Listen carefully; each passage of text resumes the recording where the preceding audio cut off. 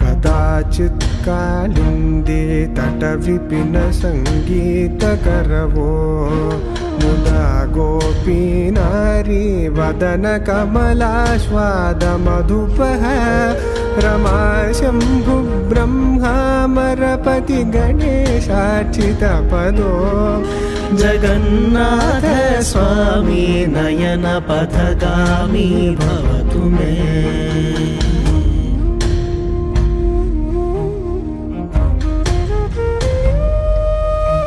भुजे सव्ये वेणुं शिरसि शिखिपिञ्चं कटितटे दुकूलं नेत्रान्ते सहचरकटाक्षं विदधते सदा श्रीमद्बृन्दावनवसति लीला परिचयो जगन्नाथ स्वामी।